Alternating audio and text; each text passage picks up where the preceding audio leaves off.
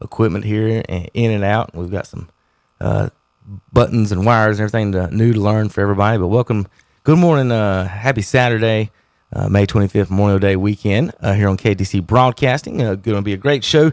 Lots of stuff to talk about today. We've got NBA playoffs, NASCAR. We've got Scotty Scheffler drama. We've got American Legion baseball today. We've got to talk about a little bit. We got Burns baseball to talk about a little bit today, and more. And we're going to start with our breakfast this morning. JP, what did you have this morning? I'm about to start eating my sausage and cheese biscuit with chocolate milk that I got from Ingles. Sausage and cheese biscuit with chocolate milk. That's interesting. All right, Tom. Not really. I had a bacon, egg, and cheese biscuit, a coffee, and a hash brown, which I split with my good friend Terry there. Oh, Terry. I don't know why he did that, but anyway. He dropped that side on the floor. Yeah. Yeah, I dropped that one on the floor. Spit on it. Just the top of it was hanging out. Biscuit. That's the one I touched. That's the one he touched, he said. All right, well, good morning, everybody. We're going to start there with Tommy and let you give everybody an update on the Burns Bulldogs and East Rutherford Cavaliers series and what's going on in that series, what's happened so far, and what we look forward to today. Well, it's been a good series so far, 1-1, as Burns was down. You know, they got themselves down 6-3 in the first game as East Rutherford, I want to say Curtis hit a home run, Matthew Pinkerton hit a home run for the Cavaliers. They jumped on them early. Burns did come back a little bit, but there was a point midway through the game where it was 6-3. And then Burns, I think in the fifth, loaded up the bases for Dalton Putnam, and he hit one out of the park. So that was the game changer in that game. Then a couple more insurance runs later in that game made it 9-6. But in the smaller park, Terry, as you've been there, there's going to be a lot of home runs hit. Marshall McGowan hit a home run, and like I said, Dalton Putnam hit a home run. I want to say there was 5 home runs hit in that game, Terry. So there's going to be more fireworks tonight. The game Thursday was more of a pitching duel, you know, Dado versus Putnam, but Dado gave up 7 hits, but scattered them. You know, they just couldn't really get 2 or 3 good, hits in a row and get a rally going. So he was able to scatter the hits. He didn't walk anybody, didn't hit anybody. Pretty good defense behind him, only 1 error, and the error didn't cost him because on the overthrow, they were able to retire the runner trying to advance the second. As Josh Taylor reached on an error and then was thrown out at second. And then, like I told you, there were 3 other Burns runners thrown out on the base paths. And you just can't have that. You know, you just in a tight ball game, you can't get 4 guys out on the base pass. Now, one was not his fault. It was a great play by Dixon over there at first base for East Rutherford to snare it and tag the base and get a double play. It just can't have it. Not in a tight game, not when you're facing good pitching. So they're going to have to regroup tonight. And I expect to see some balls leaving the park again tonight. You know, the short porches there at Burns. And both these teams got a little pop in the bat. And don't know who's going to pitch for Burns. It might be Josh Taylor. It might be Jack Toney. It might be Marshall McGowan. Depends who's going to throw for them tonight. I think all those guys are eligible. You might see a little bit of all 3.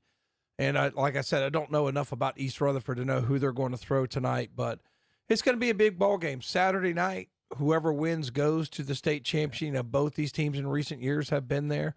So I think it's going to be all the makings of a classic tonight, Terry. Well, I mean, you come into this one, Tommy, and you're trying to beat the defending 2A state champions, and that's huge. I mean, if you go, I mean, that's just a rivalry right there that you can build from this, because I know Coach Reynolds and all them guys over there. I mean, that's your next door neighbor right there. Yeah, about 20 minutes down the road. That's it, and it's come down between you 2 people. So. And well, it just kind of speaks to the baseball in Rutherford County and in Cleveland County. You know, all our Cleveland County teams went to the playoffs and won playoff games. All 4 county teams won at least one playoff game. So I think that speaks to the level of baseball in our county. Rutherford County, I mean, you got East Rutherford, only 1 loss all year. To who? Crest, a Cleveland County team. Burns, 1 loss all year. To who? East Rutherford, a Rutherford County team. So, I mean, it's just – It just speaks to the level of baseball. It speaks to the dedication of the players, the dedication of the coaches, and that's why we have such good baseball in this great series. I mean, there was probably maybe 1,000 people at both those games, or close to it at both those games. And our folks, just want to thank our athletic director, Chris White, and, our coach, Alex Lenhart, for really working hard to make sure everybody's accommodating all those folks in the concession stand. And then over at East Rutherford, I just want to thank their press box. I mean, I don't think I've been treated better by any press box this year than I was at East Rutherford on Thursday night. Philip Russ, their athletic director, knew I was coming, texted me, let me know if you need anything. He did tell me, he says, unfortunately, we don't have the box, internet in the box. So, you want to take care of that before you come, and we can handle that.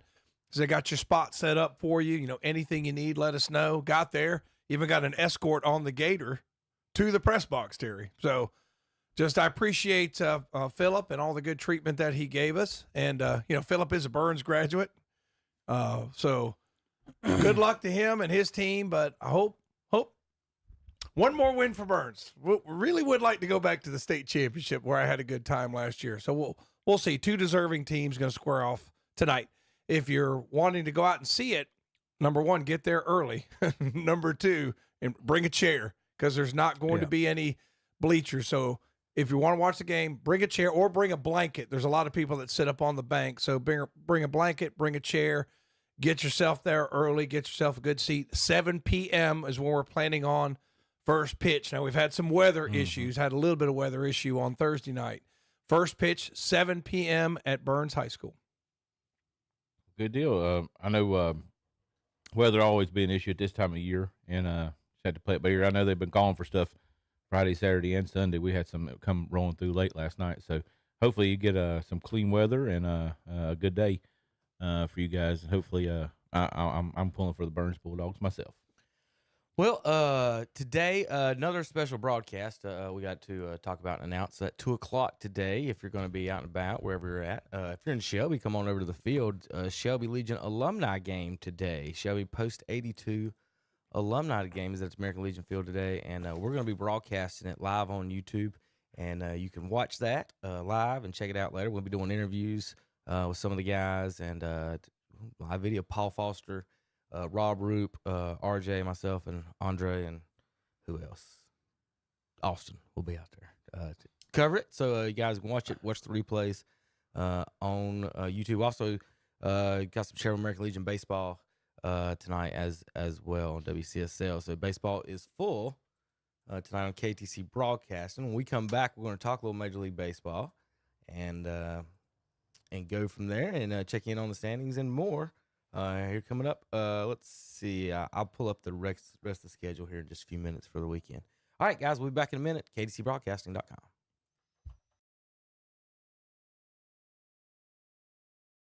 And get ready for pool season. Today's Pro has all your pool supplies, and yes, they do water testing too. That's Today's Pro, 1325 East Dixon Boulevard in Shelby. Call 704-600-8393. Open Monday through Friday, 9 a.m. to 4 p.m. Like them on Facebook too. Now on the line at Oak Grove Auto Sales, Service and Body Shop. It's a 2005 Mustang GT Roush with only 34,000 miles. Sale price to just $22,995. Also check out a 2015 Volkswagen Jetta. Sale price to just $69,995. Or how about a 2007 Toyota 4Runner SR5, priced at $11,995 at Oak Grove Auto Sales, Service and Body Shop, 522 Oak Grove Road, Kings Mountain. Online at oakgroveauto.com. Like them on Facebook too. It's the biggest and best tire sale ever at the Brake Depot and Auto Repair in Shelby. For a limited time, buy 4 new 205, 55, 16 tires for only $320. That's out the door for only $320. But that's not all. You can buy a set of 4 195, 65, 15 tires for $300 out the door. Hurry, offer in soon at the Brake Depot and Auto Repair, 933 South Lafayette Street in Shelby. Francis Brothers Used Cars, now in their 55th year in business.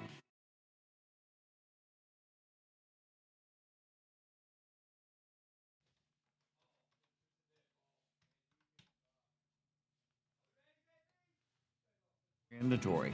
They look forward to helping you get your next vehicle and offering oil changes, OBD inspections, brake works, shocks, axles, and CV joints in their service center. Francis Brothers Used Cars and Service Center, 134 North Main Street in downtown Boiling Springs. See them for your next automotive buy or service. You're on the beach with Charlie Brown.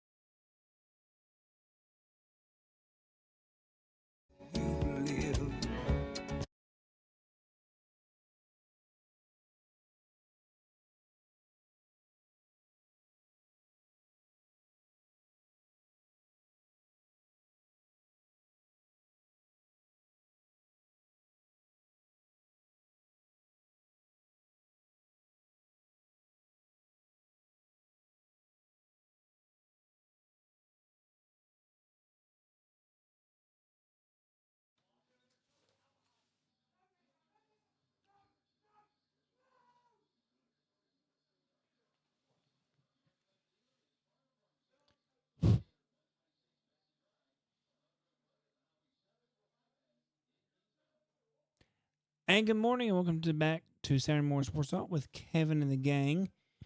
Yeah, I'm in a different studio this morning, which is why y'all can't see me. So, Hey, JP, we back. I'm gonna be honest. I think people enjoy not seeing me more. I don't hear it in mine out. Something on yours in Tom. Do you hear something, Terry? Y'all get Yeah, y'all I got can something hear. weird? Mm-hmm. Y'all got something weird in y'all's ears? Is that buzzing? No. That's okay. I don't have that. I'm no. good, I'm clear. I I'm got it in clear. mind. Yeah. Okay. but I'm good. So, is it just when JP talks or one of us, Tom? No, it's just constant. It's just a constant buzz. I'll listen to it. Yeah. Yeah. All right. I'll just use it right now. Major League Baseball. We'll get over to that. What's going on in that right now? See, get you guys going and get some stuff set up down the hall. Yankees, Guardians, and Mariners in first in the American League. Is that dead too? Yep. Just everything is going. Just having one of those Yeah. days. You ever have one of those Every days? single thing in here has went dead. You can't go far. We might need you real quick. I know, right? Good grief. All right, let's see if I can get this pulled up for you. And you guys can talk a little baseball here. How about, there's your standings. In the American League, Yankees, 3 up on the Orioles, Red Sox, Rays, and Blue Jays. I'll let you guys, Zach, you can handle the rest of this for a second. Yeah, guys, you guys are talking a little bit about it before we got on the air with the Central. I'm trying to figure out where we're at on this thing. With the Central and Cleveland and Kansas City are right there together. Yeah, both we both won 7 in a row. straight. Yeah. Both won I was 7 in trying a row. Yeah, Cleveland Let 9 me and move 1, over here. Kansas City 8 and 2 over the last 10. Yeah, it's been a good season so far. I kind of waited for them to cool off. I thought it was going to begin when they dropped 2 out of 3 to the White Sox, the worst team in baseball. But they've come back and swept the Mets and won the first one against the Angels. So they continue to do it without Quan. You know, Quan, their leadoff hitter, has done a lot for them. Sparks the offense. He hasn't been able to play, but Ramirez 2 home runs last night. That always helps your cause. Yes, it does. A couple of home runs does. Oh, Okay. Yeah, you got Cleveland 9 and 1 in their last 10, and Kansas City 8 and 2 in their last 10 too. So you guys are right there together. I think it's going to be interesting going down, like how much staying power do you have? Who's going to get hurt? Can your pitching hold up? The Indians rotation is so young. They got a lot of guys in their 20s, and no Shane Bieber this year. He's out for the year, but somehow they've managed to put it and keep that momentum going. And, I'm glad to see the small market teams up there, I Terry. agree. I'm glad I to see agree. Kansas City and Cleveland. well, it's up one there. it's one of them things as you take Major League Baseball, and I always said, always check where you're at when you get to 50 wins. Yeah. Because at that point in time, are you in the hunt? Or are you out of the hunt? Because it might take you until August before you ever get 50 wins, and you've been out of it for a while. Yeah. Yeah, Well, most of your division leaders are in the 30s. There's only 2 that are not in the 30s. So you guys are definitely holding pace with the other division leaders. yeah, the West is a little down, aren't they? Yeah. Seattle only 2 games over 500, but leading that division. Then the Rangers And then I'd love to see Houston sitting down I'd there. like to see the cheaters Yeah. below 500. And look at the Athletics. You know, you might say, well, that's not a great record. But look, man, some people thought they wouldn't win, 50 ball games this year. Yeah, Houston's won 7 of their last 10. They starting to turn that around. At the start, I was loving it because they was in dead last, even behind the Angels. But now the Athletics and Angels have jumped over them to the bottom. Yep. So that moves them up to third. And we get down here in the National League, starting east there with the Phillies really playing well. 8-2 in their last 10. Braves, like you said, Tom, earlier before we got on the podcast, that we're kind of sucking wind a little bit. We're 4-6 in our last 10. Yeah, 4-6. And last night, you know, they were on TV, and wife said, "Let's watch a little bit of the Braves." So we went and took the dogs for a little walk. Came back, it was 7-0. It was 3-0 early in the ball game. Then it was 7-0. Then I think it got to 10-0. We were listening on 92.9. Just want to remind everybody that Braves baseball you can listen to on 101.5 and 92.9. So we hopped in the car and said, you know, we don't have to sit here. We can listen to it on the radio on the way there. And then Pittsburgh hit another home run, and I think it was their 6th. And then I want to say it was Acuna that hit a home run late in that game, a 3-run. That kept them from getting shut out. I think the stat of the night was maybe the Braves. I want to say it was 172 straight games they have not been shut out. So that's pretty impressive streak. You know, came close last night. But I tell you what, they do need to kind of find another gear here, as Philly all of a sudden has a 6-game advantage on them. And I just they're struggling at the dish. You know what I mean? You know, they're struggling at the dish a little bit. And that happens, you know, in a 162-game season. And I think they'll get back in it. But right now, you know, a lot of games, a lot of baseball left, but you don't want to fall down 12, 15 games. That gets hard to make up. So we'll see what happens here in the next coming weeks. Yeah, and you got when you got all eyes on you, know, with our team being as how we're loaded, you know.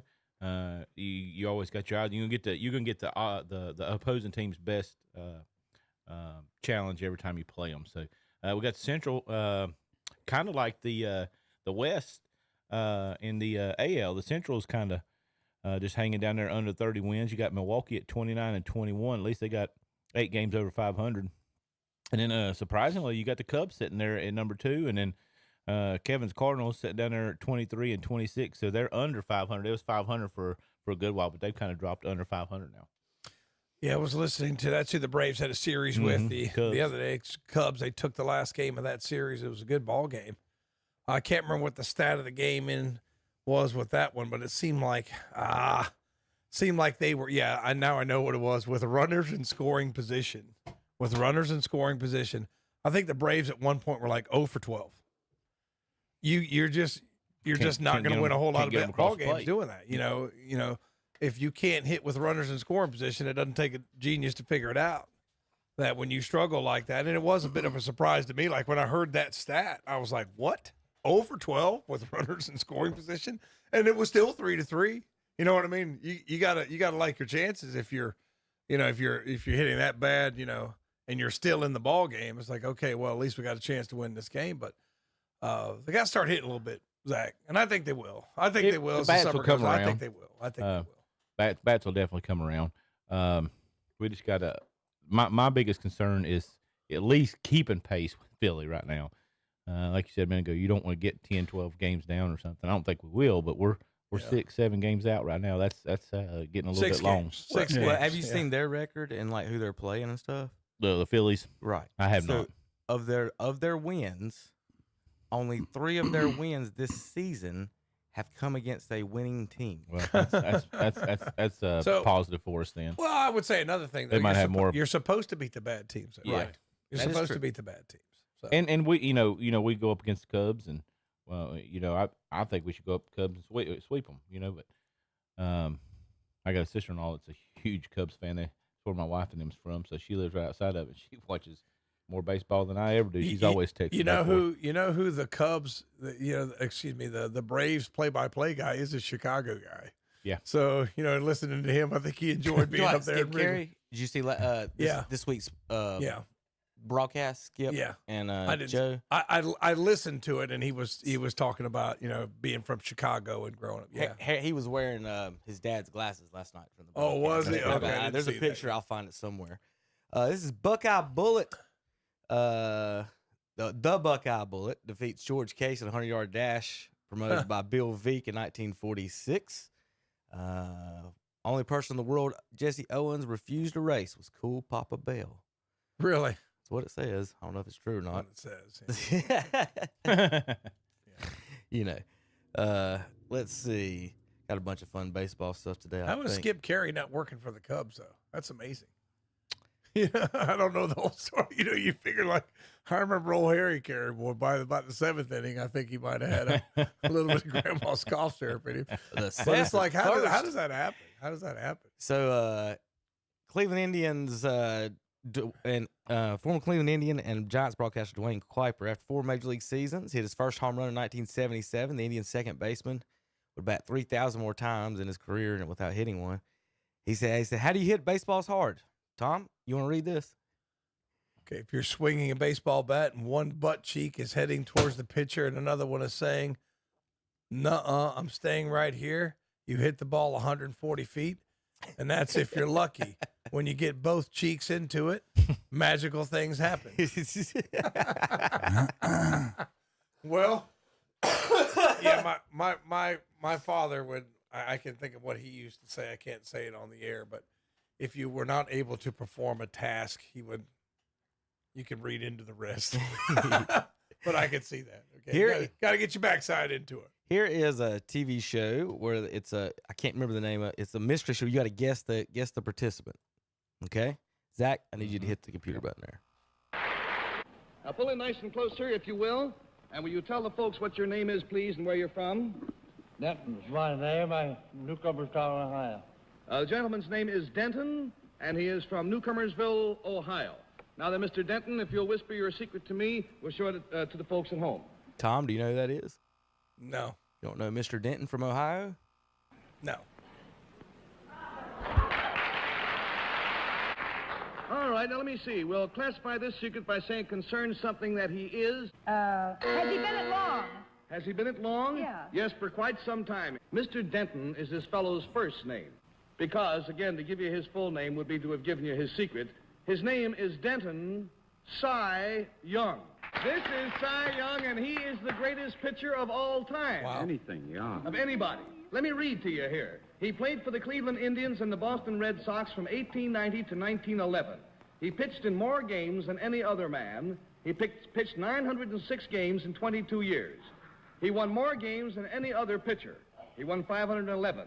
He holds the record for pitching 23 consecutive innings without giving up a hit. He has pitched 3 no-hit, no-run games, including a perfect game against the Philadelphia Athletics in 1904, 27 in a row. And also, to show you how tough the ball players were in those days, he also, one afternoon, pitched both games of a doubleheader and won them both. That's Cy Young. That's a fun little show there. No pitch count. No pitch count then, Terry. You believe that? I didn't know that was Cy Young. I wonder what year that was from. Let's see. The name of the show is I've Got a Secret. Okay. So I don't know. Just based on the look of the I mean, you'd have to say the 50s. That's It looks exactly like what I was 50s. thinking. It looks Yep. like 50s, but It wasn't cleaned up well, enough. wasn't that nice where you had class and people used to dress up? April and look good? 13th, 1955. Yep. This was when that was. So Cy Young had to be in his 80s at least, 90s. How about a story on Bob Gibson here? Nice glasses. Going to see, well, this is what the story's about. Bob goes to, one day Willie Mays had Bob Gibson and teammate Bill White visit his home in San Francisco. When Mays answered the door, he welcomed Bill but didn't know who Bob was because he was wearing glasses. Willie Mays said, "Gibson, you wear glasses? Man, you're going to kill somebody." As he didn't know where he was throwing it. Yeah. Those are some pretty thick glasses. Yeah, they too. are. I've never seen a picture of him with the glasses. Yeah, the question would be, did they have contacts back in? Cleanup crews the other day in the Astrodome found a 1986 All-Star ballot in the corner of a room. How's that never What been picked in up the in 40 world? years? In the Astrodome? Yeah. Is it still there? That's what it No, says. it says it got picked up. This is a Tom. couple of days ago. No. The Astrodome's not. I'm not talking about the lineup, dummy. I'm talking about the Astrodome itself. Well, I don't thought know they what- blew it up. Oh! I thought you was talking about the paper. Yeah. The I'm Astro. not- I thought I'm they not sure. usually they blow it up, because they've had that new stadium. Usually they blow up the old one. All right, what did y'all see the interference on the game-ending play? It was here the we ground. go. There was actually 2 this week. With the Pop fly. Infield Yeah, fly. yeah, Yeah. info fly rule. Did y'all There was see that actually one? 2 this week. let's see if y'all what y'all think. There was about also this. one from the Braves. Oh, we gotta mute that probably. All right, runners on first and second, 1 out, pop up, and umpire called interference. I think on the second baseman, and the on the runner, and then I believe they're calling a game over. Wait a the announcers are not happy about it. They're calling game over. They're saying Andrew Vaughn interfered with Henderson at short. So they're calling Vaughn out. Let's take a look at this, Steve. Well, Andrew did not do anything intentionally to deal at all with Henderson because he never saw What do you think him. about Look, that? He doesn't know where Henderson is. He's Henderson's watching in the back of fly him. ball He's and going walks to the back to bat. second. And he chooses to go around him. You got to go back to the Terry, you making that call? I think somebody's chicken dinner was Yeah. getting cold. That's exactly right. Like that's weird. Like is But he it, can't interfere. He cannot be in the way. But I mean, the guy put his hand up. If you watch the umpire, he's already got his hand up when it happens. Just watch him. Oh, he did. Yeah, he But he's got called his it hand- right off the bat. He's got his hand up for the infield fly. So as a runner, what are you supposed to do here? It looks like to me, it looks like the defender ran into the runner, as opposed to the opposite. He has a right to make the play. Right. Yeah, I agree. So basically the burden of avoidance is on the runner at this play. Well, like I get that. What but I'm saying, I know all that, but watch the runner's head. He looks back. He sees the pop up and he starts heading back towards second. but the shortstop's And the looking shortstop's up. still staring at the ball, and then he's obviously in the wrong space because he's got to turn and go, still come 40 more feet to get to it. But as you You look at the cannot- play, unfold, did Because he he really never interfere saw with him. anything? Look, No, he doesn't that's know what I'm where saying. Henderson So I mean, is. like you have Henderson's to in take back that of him, into and he's just going back to the consideration. You bat, have to and he kind of chooses judge to it go around him. You got to go back to and the see what game. But happens you got to in the make end. the call. Well, I think that. To be honest, if I saw that and I'm playing shortstop next game, I'm running up behind the runner and putting my hands on him and then seeing if they call him out. I would do that every time. If you want to call that on me, I'm just doing the reverse because that's all he did was run into his back and then they called it on the runner. So I'm going to use that in Little League now. don't do Just that, run it- just- Kevin. Lord. Guys, don't just do a that. shortstop, just run into the runner and they'll call interference. And I've had coaches tell me that before, and what I try to tell them is, one time I can't remember what it was. The catcher, couldn't find the ball, and he ran in. I can't remember exactly what. I can't remember what the play came up. Maybe I did rule it was interference in the end or something like that. And then he said, "Well, I'm just going to tell my catcher find the batter and run into him." I was like, "No, that's like you have to judge that." But on that call, I mean, obviously there was little to no contact, and it did not interfere with his ability to catch the He ball. actually caught the ball.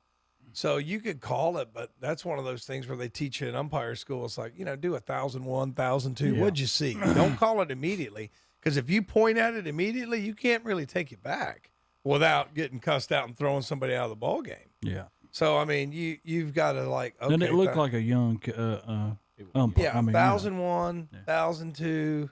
Okay, he's camped up underneath it. Now, what that shortstop's probably going to do is turn around and tell you, hey, he was in my way. And what I'll say is, yeah, but it didn't affect the play. Let's make sure that it affects the play. It's just like when a batter swings at a pitch and he can't come over the plate. But if that catcher throws a seed, you know what I mean? And it's like right there at the base, it's hard to call interference if it doesn't affect the play. So I think that's an element of it. Now, a lot of umpires are like, no. If he comes across that plate, go ahead and call him out at the plate. But if I see the ball go high or if I see it go to the side, then I assume that he couldn't step and throw. If somehow he's able to step and throw a BB, well, he didn't affect the play. You know what I mean? So if he didn't affect the play, there's no contact, then I'm going to err on the side of letting it go because, you call something like that, oh, my God. You're going to have a rough night getting out of there, too. You ain't getting out of there. Somebody's going home before you if you call that in that game. Is this the worst baseball fan of all time? And he's wearing a Cubs jersey, if you want to know. And make it a souvenir for somebody. Will Venable was still playing in this game 2 years ago. Give that ball to the kid. One of the youngest base coaches. Give that ball to and make it a souvenir for somebody.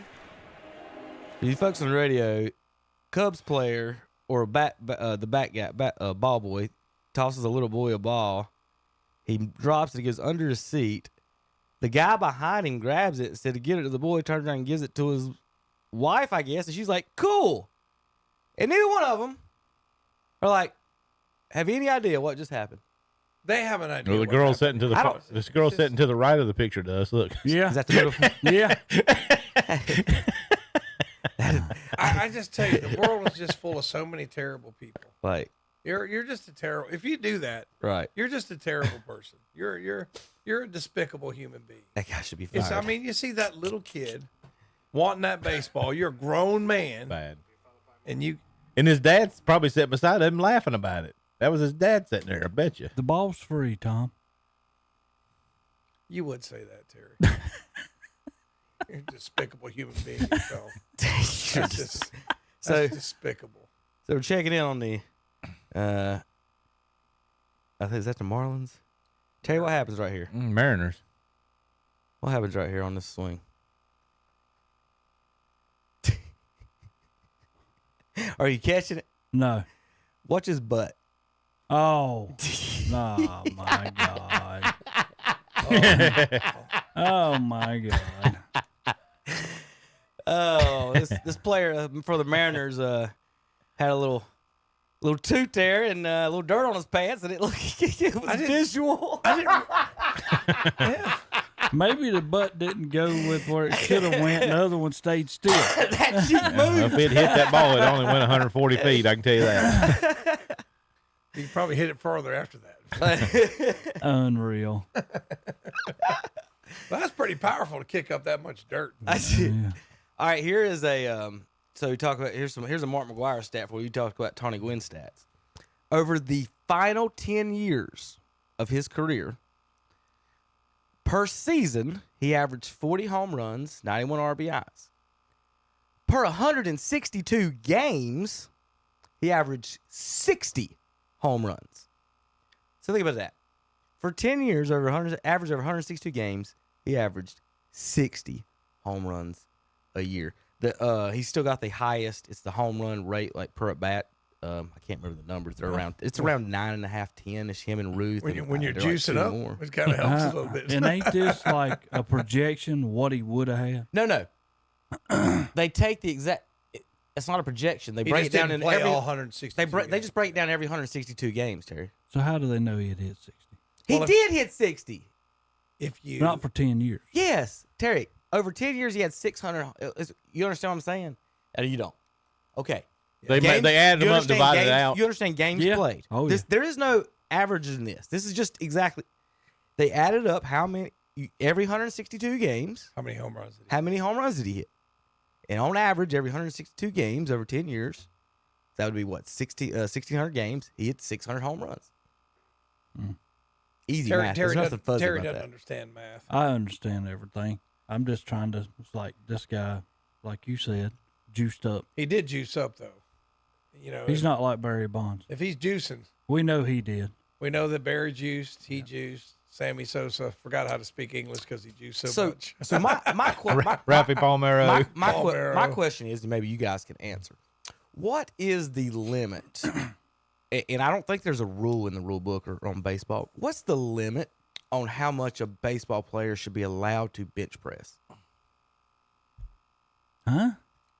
What is the limit that a baseball player should be allowed to bench press before he's not allowed to play baseball I've anymore. heard if they sometimes they can get too bulky and it affects their swing. I've heard Well, that. you just said no, it didn't McGuire, but now it does.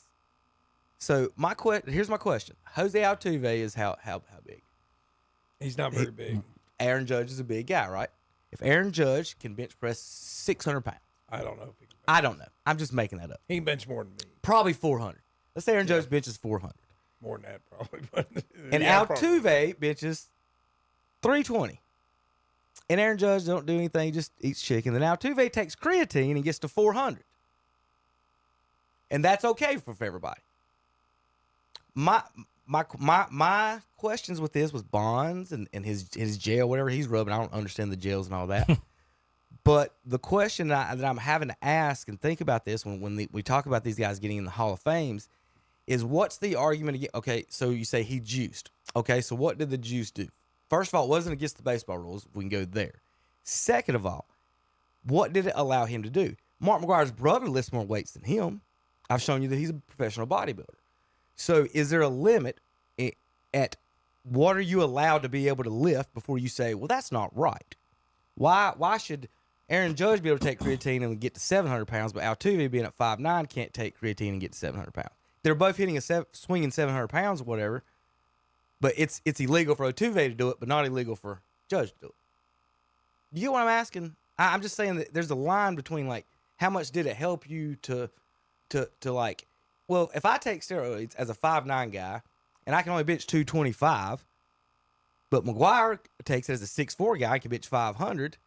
Those are two people are going to like hate on him more than they would on me. And I think that's happened. I guarantee there's a ton of steroid guys that played second base. Yeah. What about, was it Brady Anderson? Never hit any more than 20 home runs his whole career and then hit 50 some one year. And that's what I'm talking about is like, we're not taking into account, like, is there a limit of like, what is just like, that shouldn't be allowed is what I'm saying. Like, if McGuire comes up and says, I can bench 700 pounds, dude, you can't play. It's not safe. Like, you still understand what I mean? I understand what the rules are. Say, hey, you don't want people doping to do this for certain reasons. The blood thinning is the biggest thing in like basketball and football, but not in baseball. So you've got more wind in those. You have more endurance, right? I In guess those. I should say.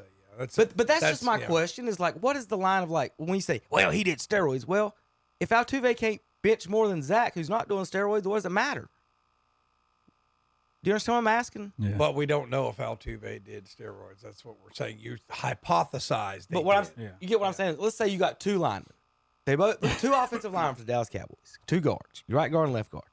Right guard can bench 500. Left guard can bench 400. Left guard decides I'm gonna take some whatever steroids and get to 500 too. Now they both be at 500. Why is that guy that took the medicine to get there not allowed? But this other guy is. He can bench 500. So you're saying if steroids get you equivalent to what other people can already do, it's fine? No, it's confusing as far as like, what is the thing that just makes people so mad about it? Because in 1998-99, nobody was mad about it. I'm not Major League Baseball. I mean, I'm not even mad about it. Should they all be in the Hall of Fame? Yes. I mean, probably because they're all doing it. I mean, I think the pitchers were doing it. I think the pitchers were doing it. I think the batters were doing it. I think the people saw them doing it and they knee-jerk react and did it so they could keep up with them. So I think there was a lot of stuff going on, and I think we said this before with Bonds. You know, he was doubles. You know, and he started hitting them out of the park. Yeah, but it don't help your hand-eye coordination and stuff like that. You sectionalize that group. And you still put them in based on their numbers. I wouldn't hold them out. It's like if you hit 30 home runs and I hit 20 and I knew you were juicing and I wasn't. I mean, it's like I could either juice or go down to AAA. That's what I was alluding to. I get that. And it's one of them things, too, because you understand that at that point in time, he's making an all-star game where you're not. Right. So it's going to make you say, I want to do something. Because I want to make an all-star game to be on the same level he is. Juicing doesn't make you a better hitter. Yes, what was correct? Yeah, we was talking about hand-eye coordination. So let's say Kyle Schwarber, he's got the same home run stats as basically Ruth and McGuire and all these, but he bats 200.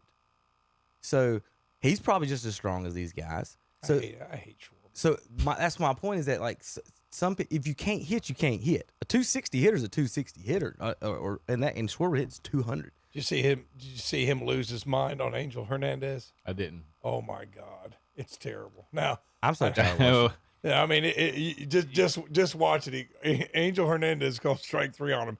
On a pitch, it was maybe a half a ball out of the strike zone, and he just loses his mind. It's been a little while back, but Kevin, if you ever want, it kind of reminded me of Kevin in a Little League game. I mean, he just went nuts. I ain't never been thrown out in a Little League game. Cardinals ended the Orioles streak of 106 series without being swept. It was the longest streak since the Cardinals' own streak of 125 in 1942. Baltimore's last swept in 2022 in Detroit, 6 days before Adley Rutschman's debut. Let's see. I don't know why that's on my thing, but that is. Tom might not know that. Tom, this is a fun fact. I'm just going to read it. I don't know. It has nothing to do with sports. I don't know why I liked it, but I did. Johnson City, Tennessee is closer to Ontario, Canada than it is Memphis, Tennessee. Is that wild? Basically, we're saying Tennessee is a long state. It is. You could probably say the same thing. I want to North say Carolina too. this is where we need to start getting back to the basics in middle school, though, because I'm over there talking about North Carolina. I'm talking about senators, and I'm like, everybody from Manio to Murphy votes for senator, and they're like, "What are you talking about?" And we're Manio to Murphy, and they're like, "What?" I said, "Y'all have never heard of Manio? I could see Murphy's mountains." Mm-hmm. They never heard that. Is that not what you do? Y'all live in North Carolina. Third grade geography. That's what every geography class you knew Manio to Murphy. Have you heard that before? Yeah. Manio to Murphy. Everybody in North Carolina has heard that. But Manio, North Carolina, is closer to New York City than it is Murphy, North Carolina, as the crow flies. Here's some bad announcing. Oh, God, I thought he was going to put me up there. No, not today yet. All right, Zach, hit the button. Yep. The 0-2, and that's hit hard to left field. It is going to have a chance, and Brent Rooker with... It's going to have a chance, Tommy. Hit the scoreboard. Oh, no. Danny got me on when I can't remember who hit it. It might have been, I can't remember, it was either Curtis or Pinkerton for East Rutherford. And I said, the ball came off the bat, and I said, popped up. And Danny Aker goes, popped up out of the ballpark. So I was like, I knew it was a short porch over there, but I didn't know it was going to get out. But it was just funny because I said, popped up. He goes, popped up out of the ballpark. So every once in a while, as an announcer, you have to understand you have a. Well, that was definitely wasn't a pop up. He smoked that. The left fielder never even moved, Darley. Yeah. That's how you can tell, though. Like, especially if you just watch that center fielder turn around and look at it. So this is real quick. Let me get back to where I was. Wrong button. All my buttons are mixed up today. I'm hitting all kinds of things. Folks watching at home. Birmingham Southern College is shutting down on May 31st after 158 years. Their baseball team just advanced to the Super Regionals. Wow. If they move on and make the World Series, they'll be playing for a school that does not exist. That makes you want to pull for I'm probably going to get thrown out of a game if I'm playing for a school that don't exist anymore. Is that a public college? I do not know. Birmingham Southern College. But they're in Division I? Division 3. Oh, Division 3, okay. Division 3 World Series. Well, a lot of the small colleges are struggling a little bit because enrollment's been down since COVID. Mm-hmm. I think like this year it's as high as it's been since COVID. But they are struggling to get a little. To get their attendance back up, I should say. Oh, like if you go to a ballpark, they sometimes do message boards, and you can pay to put a message on the board. Someone in St. Louis, happy 10th birthday, Bethany. Please fire Marmol, and they got it on the scoreboard. Wow. Somebody's getting fired in St. Louis, aren't they? And it might not be Marmol. It's going to be the scoreboard operator. It's hard to be a coach. I mean, I know we're going to get to NBA pretty soon, but Bickerstaff got fired. Yeah. Being a professional coach is not an easy way to make a living. I'm just going to go ahead and tell you, you man. made the playoffs 2 years in a row. I think we're talking baseball. I know we're talking baseball. Why don't you shut up so I can finish? But I'm just saying it's hard in any professional sport to make a living as a head coach, because as soon as you don't win, everybody blames you. It's like there's no other moving parts. There's no manager. There's no players. There's no strength coach. There's no nothing. It's all 100% the head coach's fault when you don't win. You talk about basketball? I'm talking about any sport. I was about to say, the NBA firings, the way they do coaches for no reasons, is the craziest thing ever. NBA is the worst. It is, but just like in Major League Baseball, I mean, the Cardinals are not horrible. They're not good, but it's like, all right, let's fire him, because surely if we change the manager, it's going to turn around. We're going to win. Tom, it's 20 been the games worst 2 years in 40-some years. I mean, what do you want to keep him around? Well, I mean, what about the general manager? What about the way they're drafting? What about the way they're trading? The general manager comes on every interview and is like, I know you people aren't happy with me. Like, he knows he's done. Yeah. He's so done. They're just. All right, we're going to go to a break here in just a minute. Come back with some NASCAR, NBA playoffs, and more. Let's see. I got one little quick video for the guy. Sometimes you need a guard dog. Sometimes the guard dogs don't work. Let's see how this guard dog works out. All right, Zach, watch this guy. Guy says, watch my guard dog. I think I'm going to get robbed.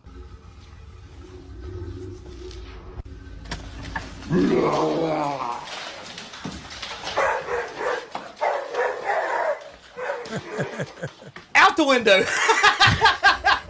Why would you do that to your dog? That is just so bad to do that to your We'll dog. be back in a minute. KTCBroadcasting.com. That's so horrible.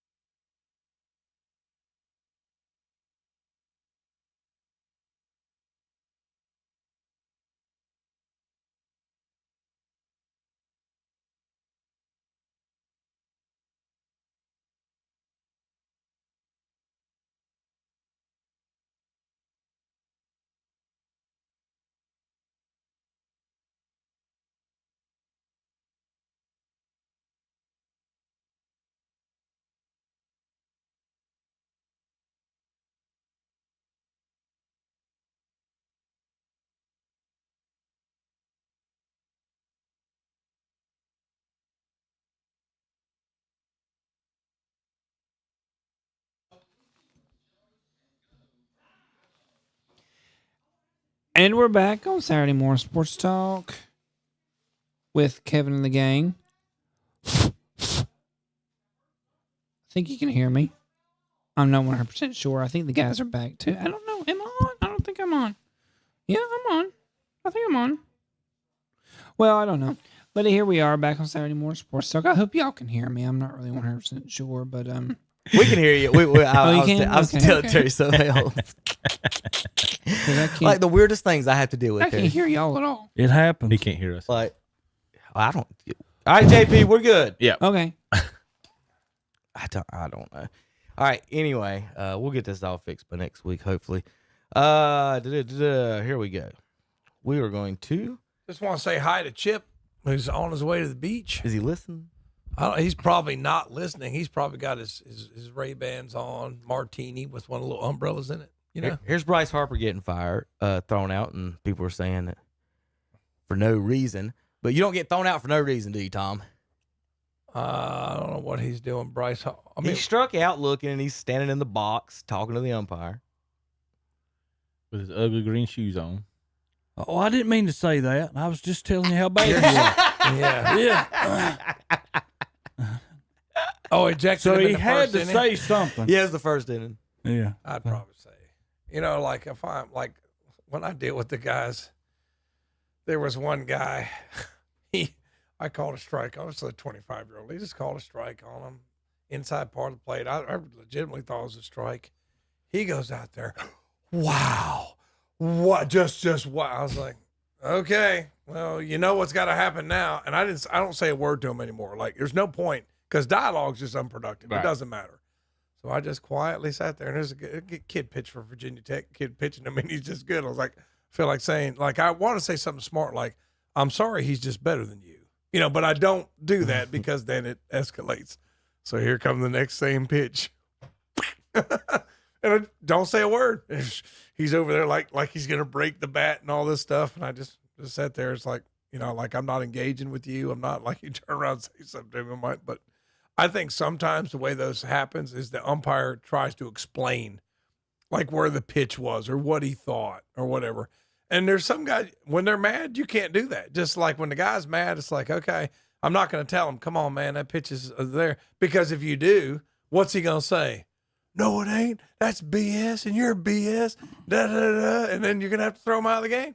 So it's just best to just sit there and be quiet. Like if he was sitting there doing that, I probably would have just looked at him for a minute. I'd let him go on. I just looked at him for a minute. That's what I said. You have no idea what he said. He could. I mean, he could call I a probably pretty bad name there. But in pro ball, they're going to tell you that's effing BS. You know what I mean? They're just going to tell you. And you're Harper. You're one of the elites. You're Bryce Harper. And the one thing as the umpire I would keep in mind is that you're making $300,000. This guy's making umpteen $1 million. They didn't pay to see you. Mm-hmm. They paid to see Bryce Harper. And I get it. Like he's attacking your manhood right now. He's showing you up, standing in the box. But sometimes it's best just kind of look at him. Like he wasn't coming at him, when Hernandez threw him out he went up the third base line on a check swing. Now he went up the third base line and was doing all this and gesturing and pointing. Maybe and all he should this start stuff. swinging on strike three and quit Right. waiting for the freaking umpires and complaining about it. He gets paid a lot of money. My God. On that one, I would have thrown him out. You saw what he did after he got thrown out in that game. He threw his helmet into the crowd. Did you see that? No, you didn't see that. I mean, that's like Bryce Harper right there. Looked like after he said it, then all of a sudden the guy talks to me. He's like, "Oh, I didn't mean it like that." Yep. You took it wrong. All right, let's go on the NBA. All right, this is Ron Artest talking about today's defense. Zach, hit the button. Today's NBA defense compared to how you grew up playing? Well, when I first retired, everybody that first retired, you're automatically a hater. Right? Okay. So for the young guy, it's not that we're hating, but we want to play. Like your first year out, you want to get it. You want to still play. So like, man, they soft. Yeah. But I had to catch myself because the rules changed, and I'm watching these young guys, and I'm like, hold on, the young guys is not soft. The rules has changed. But you look at it right now. Look at these Knicks. Look at some of the games. Look at Anthony Edwards. Look at Paul. He a lockdown defender. So I don't think it's the players. I think it's the rules. The rules. If you went back to the '90s rules right now, especially right now, you'll see a different game. Mm-hmm. Your players want the smoke. Mm-hmm. So you can't, a lot of people's blaming the players. You can't really blame the players, and I don't want to call out the committees, but it's the rules. It's not necessarily the players. And it's crazy to me that traveling though. Yeah. Do y'all talk about that as players right now? You're in the league. Nah, not really. I don't understand how somebody could take the ball out and take 5, 10. That's where I'm like, losing that. Yeah, There's a difference between not calling handshakes, Terry, and not calling traveling. traveling and is carrying awful. and all I that. agree. There's a lot of 3 or 4 winning shot last walk. night was a travel. The NBA is so geared towards highlights that they push that, and it's just I don't know. The winning shot last night. A report this week. Luka.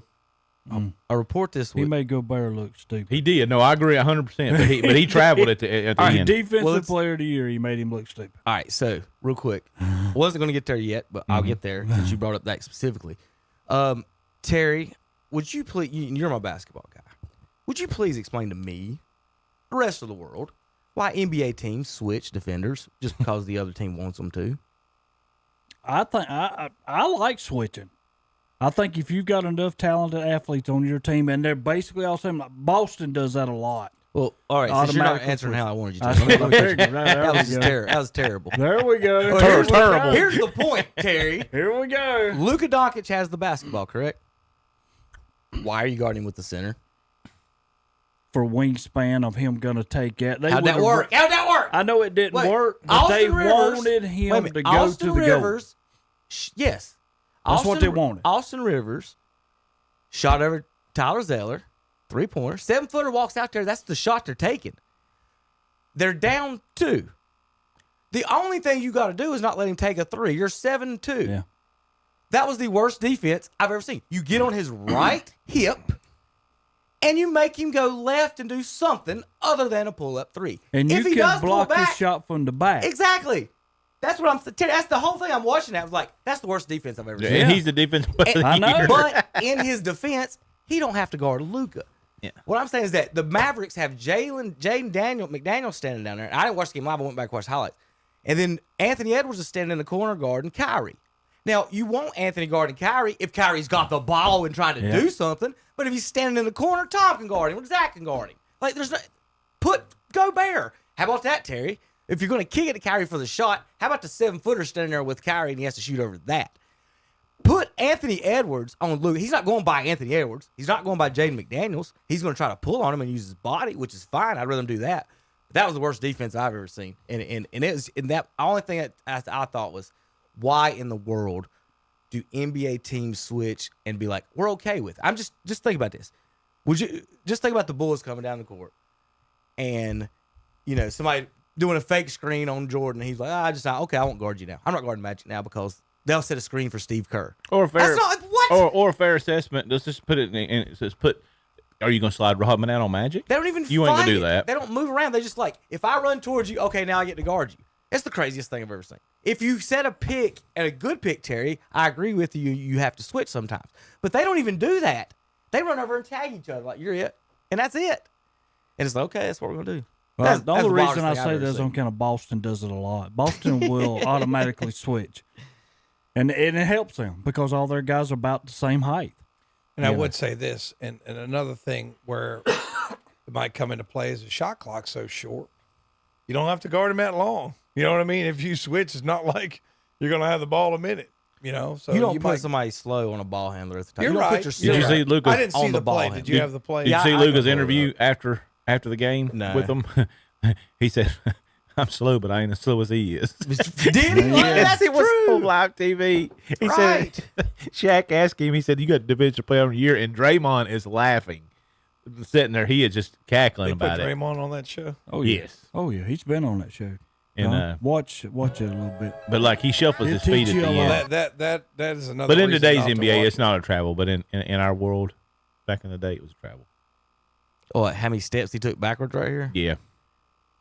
No, but they're not calling that in the NBA. I told you, Luke is a bad man. He is. He's my favorite NBA player. If I was his height, that's how I would play. Is I like to use the post and that. And I also like to watch him play because that's definitely he's palmy. slow, and that proves that it's palmy. The 80s players, they always say it's too slow, can't play in today's NBA. Like Terry, watch this. This is how I know Gobert's not a good defender. Watch his feet. He crosses once over, and then he watch his feet. Yeah. What is he doing? He didn't go nowhere. Where are you going? Like, what's the point of all that pressure? When all he has to do is stand there and go side to side, right? He's just shuffle his feet, and he's changed his feet 2 or 3 times right there. He's awful. It's a wonder he didn't trip over it. Exactly. He steps back 1, 2. No, shuffle. I want y'all to watch this. Again, remember, this is a 7-footer. There's the guy who should be guarding him, and they shouldn't have switched. Not Lively. No, Oh, yeah, I see McDaniels. it now. What I'm saying is that once they run into each other, why don't they switch back? But anyway, Gobert takes like 9 steps here, and all he had to do was stand still. 1, 2. Where's he jumping to? What do you not want Luka to get to half court, Terry? And then you should be on your right hip, not your left hip. That's not Palmer. Yeah, I mean it's It'll be under. That's not Palmer. That's Palmer. That was scary. The rules just and Arteta's right. The rules are just 8, 9, 10. He walked. There was 11. He walked. Gobert took 11 steps standing in the same place, Terry. And then Donick just looked at him and started talking. Oh, he was saying he's a talker. He was saying some mad stuff. You don't want to. That's a walk. Can't change your pivot foot. I mean, it is. It is. That of anything they do today, that's the thing that drives me the most insane in the NBA. But now we can't. I don't blame it. The get loss on him though. Who Gobert? Yeah, I don't blame him. He's a horrible defender. Because Anthony Edwards just got through throwing it into the stands the play before to give the Dallas Mavericks the ball. So the other 109 points don't matter? Well, there's a lot of things happening in the game. I'm just saying on back-to-back plays, Anthony Edwards throws it into the stands. Right. That gave Dallas the ball, and then your Did that defensive give player Dallas of the year. points? No, I know. It Okay, didn't so give which that. one won the game, Terry? The one that got the score, not the turnover. No, my whole deal in behind turn that it whole over, you can play situation defense. is Anthony Edwards needs to shut his mouth, be quiet, and quit talking to people because every time he talks, they Your get favorite beat. player is Draymond Green. Ever since he starts talking, they get beat. You're weird. You're so weird. Anyway, so 2-0, Dallas is up. Minnesota won all the road games in the last series, so we'll see if that stays the same. Boston's up 2-0 in the East on Indiana. They play today, or they got a day they off? play tonight. Tom seems to think that ought to be 1-1. It's going to be over because I don't think Halliburton's playing. What's wrong with him? He's got a sore hammy. A sore? Yeah, he kind of run into his own player. That's gonna affect him a lot. Now they can still get up and down the court, but it's probably their best player. Looking for some more. All right. Good Ernie. Do y'all remember the time that the Minnesota Timberwolves? I'm just gonna play this. The owners of the Minnesota Timberwolves are selling the team to a group led by Top Rank of Louisiana, Bob Arum's boxing empire, for $152.5 million. And the team will move to New Orleans. All of that must be approved by the NBA, of course, but if and when that approval is given, the team will play next season at the Superdome while a new arena is built, so the NBA, it seems, will return to New Orleans. The owners of the Minnesota... Y'all remember that at all? I do not. No. I don't either. At all. It obviously didn't happen. I was just curious if any of y'all remember that at all. Yeah, Boston is a 7.5-point favorite on the road. Speaking of Ernie Johnson, those guys, TNT's got their last year up, and we've had 40 years of those guys. I tell you what, TNT's had a long time.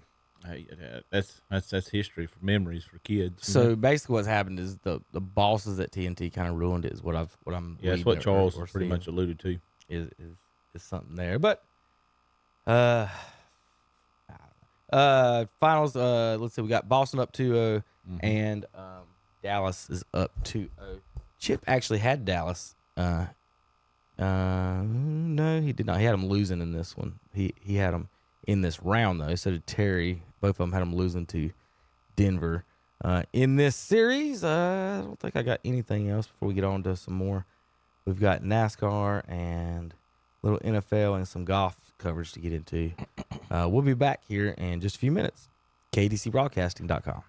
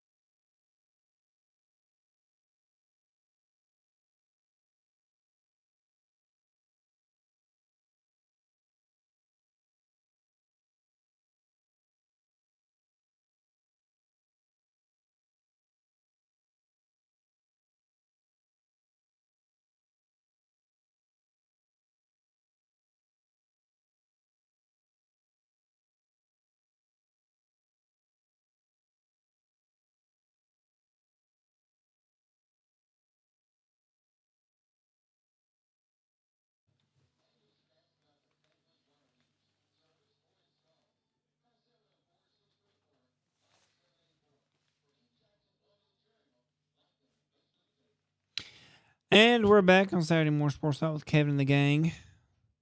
We're still learning a little bit more about the new system.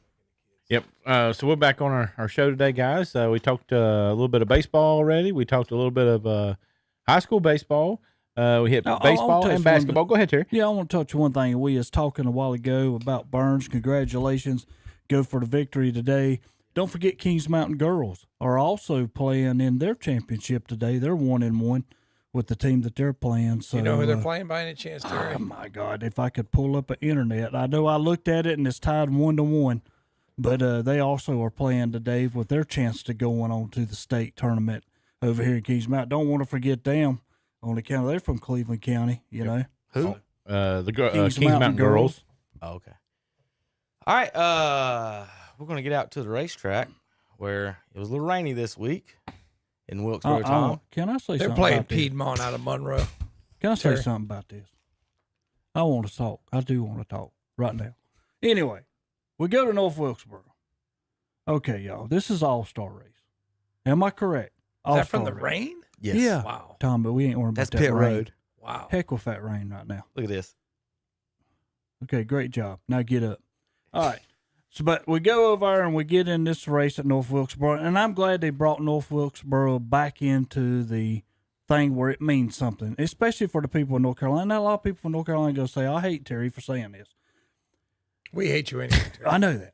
But my deal is I'm for the race being there, but we've had 2 races there last year and this year, and we're going to have it again next year.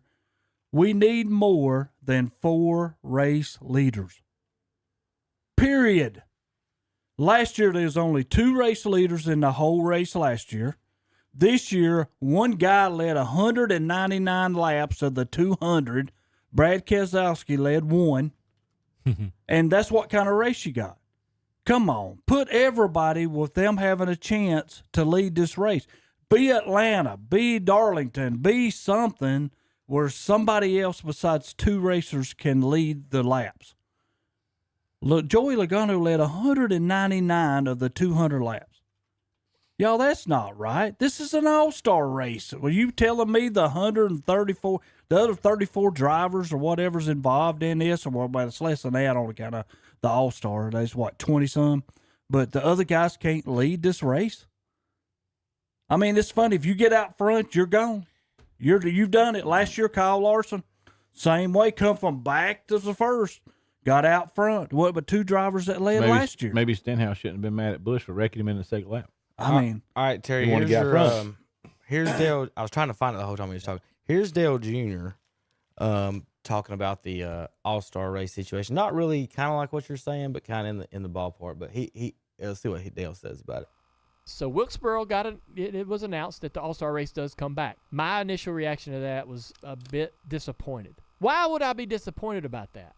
Because I want Wilkesboro to have a points race. Wilkesboro, for me, is still on the comeback trail. It is not fully back until it's got a points race. The All-Star race needs Charlotte, and especially while the next gen is so amazing on the 1.5 milers. The All-Star race needs Charlotte Motor Speedway to reach its true potential. And since we've moved it around, it just don't have that same feel that Charlotte gives it. You know, we're going to go race All-Star race next year again at Wilkesboro. That'll be a fun week. But I would love to see Wilkesboro get its points race and the All-Star race to go back to Charlotte while this 1.5 mile next-gen phenomenon is so awesome. So there you go. Terry talking about the wanting to actually a points race. Would you want to get rid of it, period? Or no, I think it needs to be part of the system. I'm with that. I'm with what he's saying. Yeah. You got to figure out how to make it competitive. Yeah, then. But I mean, if you're saying it's an all-star race, shouldn't every individual that gets out there have a chance to win? Not if, hey, I'm the leader and I'm going to run away from everybody and stay out front the whole race. I mean, to me, that's not an all-star race. These are the best guys that NASCAR can give us, and them 20-some guys, only 2 can be out front. They had to float their tires down pit road. Wow. Instead of roll them.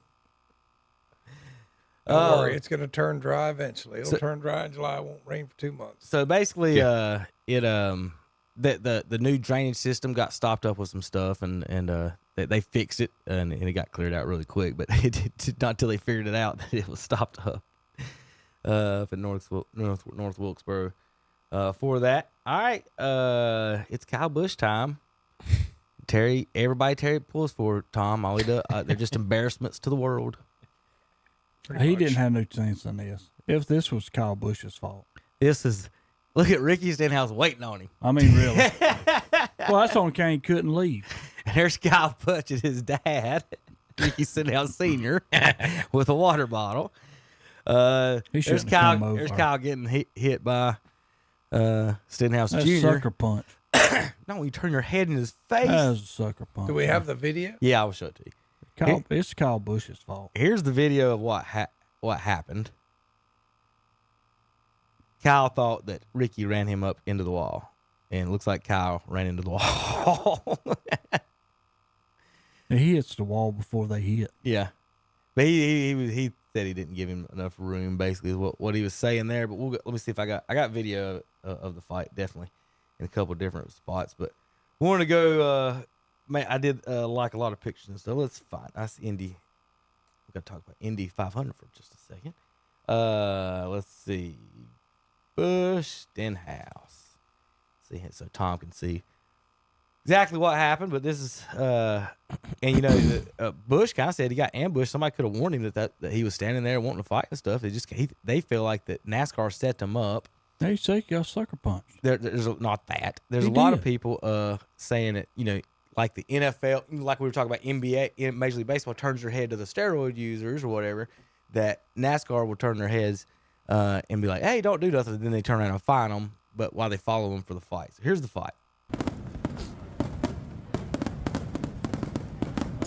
Kyle Busch walking back to his trailer. Stenhouse waiting on him.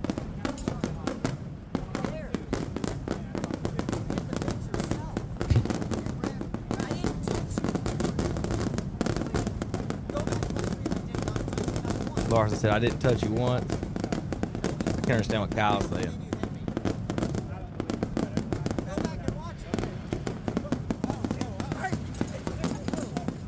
Then the crew started fighting. If you don't know, folks, there's fireworks in the background because the driver's out here celebrating his win.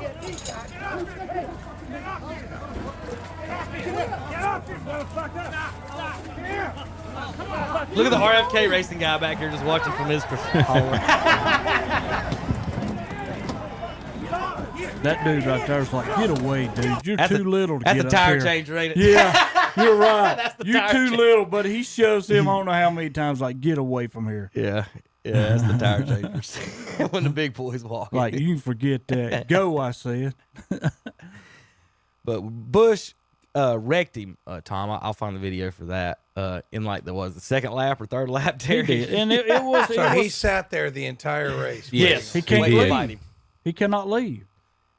Why? They don't have an underground thing for them to get out. He has to wait until the whole race is over. So See, right there, he hit Busch, the wall. yeah. He hit the wall It first. looked like there were a lot of them loose anyway. Busch hit the wall, then he went up, But then you're going to take him out. and then he wrecked Stenhouse right here. Yeah. Yep. Gets in the back of him, spins him. Let's see if I'm trying to find any more of it. But yep, he wrecked him. So we had a fight and all that. Stenhouse fined $75,000. He should. His dad has been suspended indefinitely. Mm-hmm. Good. And then other than that, I can't believe I'm on Kyle Busch's side on this, but that's just stupid. I mean, that's just. Well, it was wrong for Kyle Busch to go back and wreck him. right. Yeah. I mean, I agree with that. Yeah. I mean, this is the first time that I've not been like, well, he did it to himself. No, Kyle Busch hit the wall first. Well, you know what you do. It's like, okay, you wrecked me this race. Guess what's going to happen next race? That's what he already said. He said, I'm I mean, wrecking him in Charlotte. It's fine, but but after you do that, now it's going to be twice the punishment. Oh, yeah. Right. He said he's going to wreck him at Charlotte. Childress said if he wrecks him at Charlotte, he's going to have to fight him now. So the owner wants to fight Ricky Stenhouse Jr. now too. So That's just a bad thing because then Ricky Stenhouse's dad gets involved. Like, that's my boy. You're not going to mess with my boy. And then I'm like, why are you over here? Does he still tuck him in at night? Yeah. It's just, I mean, I don't know. It's just like, I just believe when, my daughter's 22 years old and if I don't see her for a couple of weeks, that's fine. You know, they got these people. I mean, I went umpired an adult league baseball game, and the guy's like 30 years old, and his daddy's out there arguing with the umpires. I mean, it's just like, it's okay when he's 12, dude. This dude's like 30 years old. I mean, I seriously, you see, I hate to, and if I hurt anybody's feelings, I'm sorry. But there's just a lot of 30-year-old people still like living with their parents, hang out with their parents, kids, It's like, look, if you're 30 years old, you're a grown man. You should have a wife, children, house, and your dad is not supposed to be like hanging around like my dad, ever since I go see him about once a week. I call him, but dad's not gonna. I've umpired 27 years, and I think my dad came to 0 games, never. And I go out there to other games, and it's like guys like, "Oh, my dad's why is your dad here watching you umpire a game?" I'm just telling you, it's weird. Yeah, because I can remember. He might need a Gatorade or something. When I was 18 years old, when I was 18 years old, my dad looked at me and said, "Get out. It's time for you to get out of here and go do something." And there's just like a growing generation of like 30-year-old people that can't make relationships, that can't, like, they have to have the emotional support of their parents. I mean, it's like, dude, what happened to being a man? I mean, I'm sorry. Your dad does not need to be there while you're fighting another guy. I can imagine my dad watching it on YouTube and say, "Boy, you got your butt whipped there, son." But my dad's not going to be there. He's just not going to do that. So I don't know. I guess, does Stenhouse have wife, children? I do not know. I mean, it's just weird. I mean, there's just a lot of I'm sorry. There's just a lot of parents who his are dad's weird. part of the crew. He's not just there watching. Yeah, but it's just weird. It's just weird. Race is a family. It's just weird. That's not sorry. as weird as I think. I'm sorry. It's on the NASCAR part. It's weird. My former girlfriend, Danica Patrick, was probably somewhere around wanting to help. Oh yeah. Well, she's bigger than he is. Weekend schedule Xfinity Series today at 1:00. Qualifying for the Cup Series is at 5:50 today. Tomorrow, Coca-Cola 600, 6:00. Memorial Day weekend. Should be a good race. Nice and pretty outside as well. Let's see. I think that's about it for our NASCAR. When we come back, we've got to break down more. Oh, no. I got, real quick, I do have a couple Indy 500 things. Kyle Larson, let's talk about this a little bit. He's doing the double. It's supposed to rain in Indiana. They don't know if he's going to miss one of the races, if it'll be postponed or he can still make them. Don't know. He's supposed to fly down to Charlotte to catch the 600. Also coming into the catch the 600, I don't know if you guys have seen the news, Donald Trump will be at the 600 this year. So they've got to make special accommodations for Secret Kyle Service Larson. nightmare, yeah. Well, for Kyle Larson, because he's going to be flying in a helicopter into the yeah. field. So a lot of moving parts this week. The whole Hendricks crew, Rick Hendricks, flew all 24 of them up in his private jet up to Indianapolis to watch Kyle race and qualify the last few days. So they've been up at Indy actually watching him race and do all that.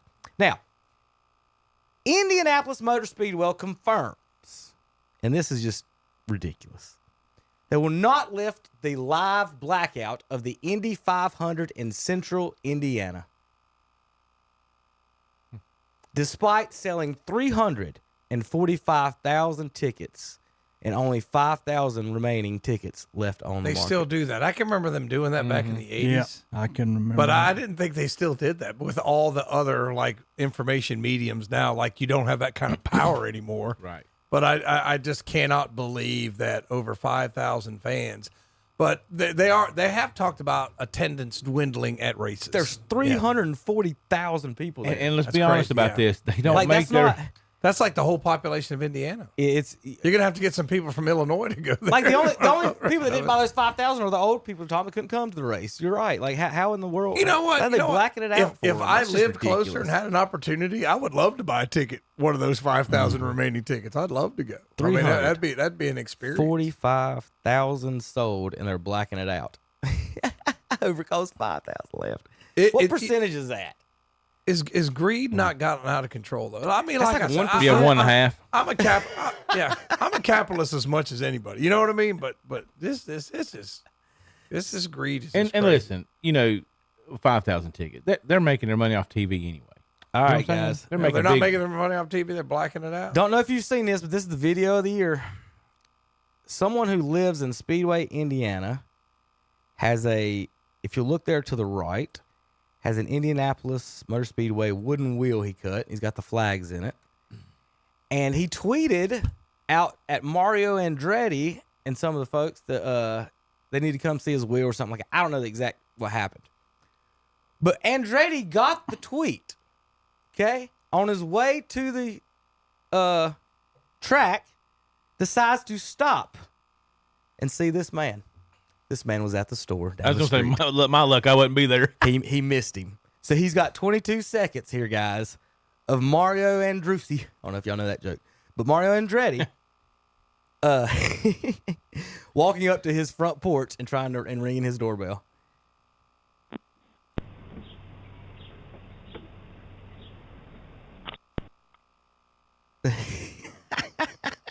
Looks like he had signed it or something. He did. Oh, okay. He does. That's what he come to do. Darn. And the guy's down the street at the store. He said, "It's the most exciting 22 seconds of our lives at this house." And knowing that his phone went off while he was in the store where he could see probably this. didn't look at the ring. Probably flying down the road before he gets out. But that's Mario Andretti on his front porch, and he didn't get. They don't have the video of him actually signing it, but they do. He's got a picture of it where he signed the back of it a little bit later. So yeah, Mario Andretti walks up to your front porch, and you weren't there, Terry. There's the signature. I don't look like Mario Andretti, does it? As long as you know, that's all that matters. That's right. That ain't no. I have no idea what they did. If awesome. someone wrote that on your piece of paper, would you think that was a signature? First of all, no. And then second of all, that looks like Mario Andretti's. Now I'd have my sign. I would have it somewhere where it's not going to get dampered. Right. He's going to lacquer that over. That's it. All right. We'll be back in a few minutes. JP, hear me down the hall. We'll be back in a few minutes on KDCBroadcasting.com.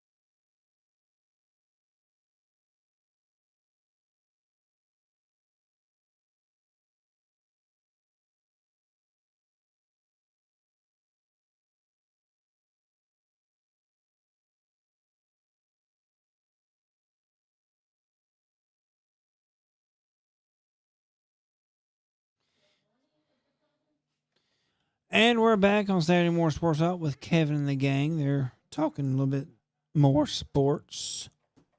Don't know exactly what. Yeah, because they just finished with NASCAR. So welcome back, welcome back, welcome back, welcome back.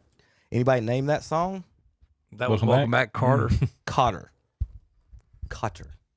Excuse me, it's been a while since the 70s.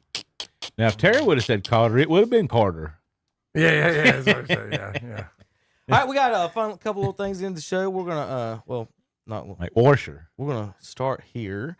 EA, this is interesting. So NCAA news this week. They've announced they are going to be paying players. Yes, I heard that. The schools will be allowed. Yeah, the court ruled that. Yeah. Also, so basically, what's happening, what it's looking like, is that the major power conferences are going to do their thing and be like semi-pro, and the lower Division 2s and 3s are going to be called Olympic sport schools or something like that. All right. That's how they're going to. Right. Whatever that. That's going to be the farm league.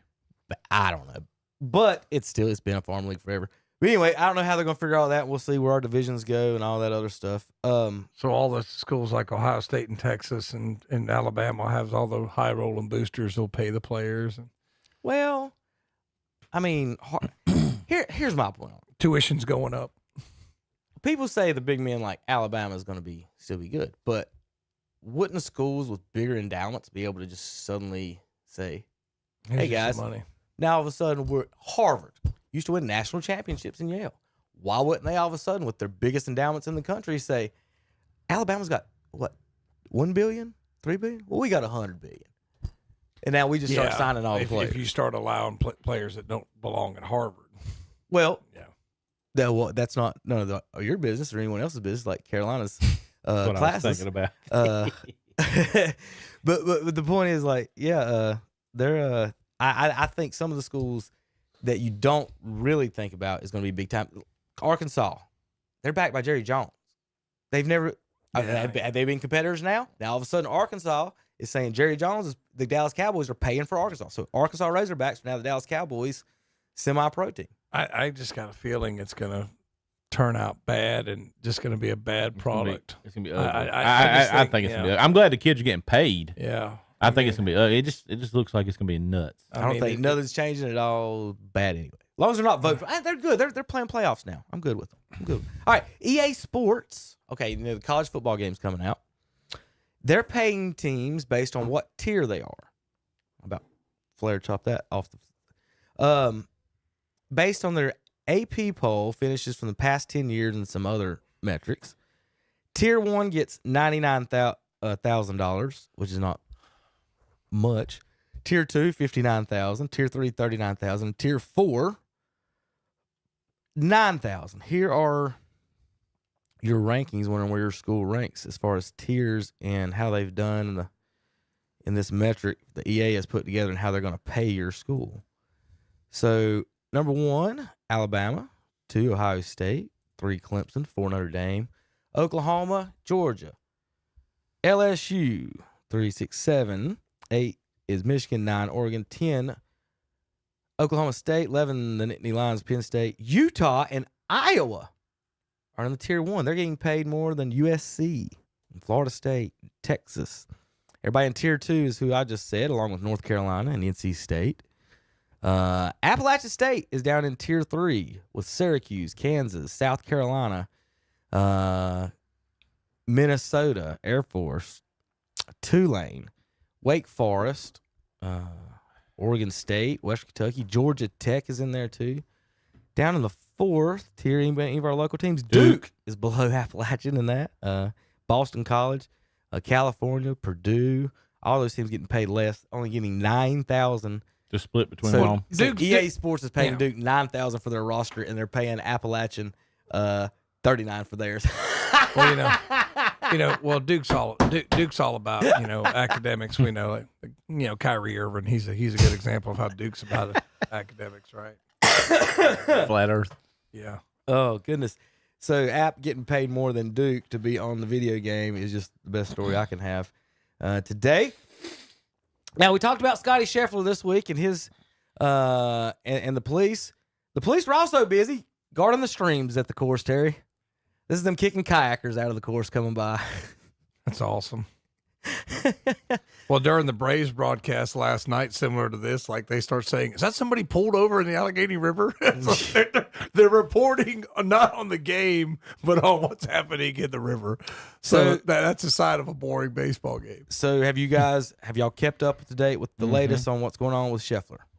Yeah, and his police officer. Well, have you seen the videos? I've seen the videos. Have you seen the latest on what the police officer's been disciplined for? I've got a lot of information we're about to go over.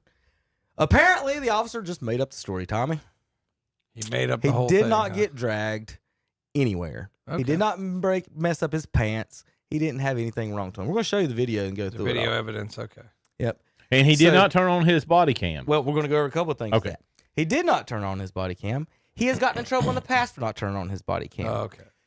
The chief of police has gotten in trouble for not having her body cams on. In fact, she's been reprimanded by the Department of Justice because her department does not routinely turn their body cams on. This is a whole unit thing. There's more than that cop there, so all of those guys should have had theirs on when the incident started, correct? None of them did. So he's also been reprimanded for doing donuts in the cop car. All right. I don't know if y'all saw that or not. It's awesome. Yes, he was reprimanded. He picked up a friend that was drunk at a bar, and they went driving around doing donuts in the cop car. Specifically, the Department of Justice, this is what they said about the Louisville Police Department. They use excessive force, including unjustified neck restraints and unreasonable use of police dogs and tasers. They conduct searches based on invalid warrants. They unlawfully execute search warrants without knocking and announcing. They unlawfully stop, search, detain, and arrest people during street enforcement activities, including traffic and pedestrian stops. They unlawfully discriminate against black people and its enforcement activities, violates the rights of people and engage in protected free speech, critical of policing. And along with Louisville Metro Police, they discriminate against poor people and behavioral health disabilities when responding to them in a crisis. That's from the Department of Justice, talking about the Louisville Police Department. Well, of course, that we'll go with the Department of Justice when they agree with us, but they're demonized when they go after people we like. So, but I will say this: right, Tom. I have to recant what I said. If Scotty Scheffler did nothing wrong, I am sorry for saying that the rules apply to him as well. So so they didn't have their cams on, but they got a street camera looking over the buses in the area.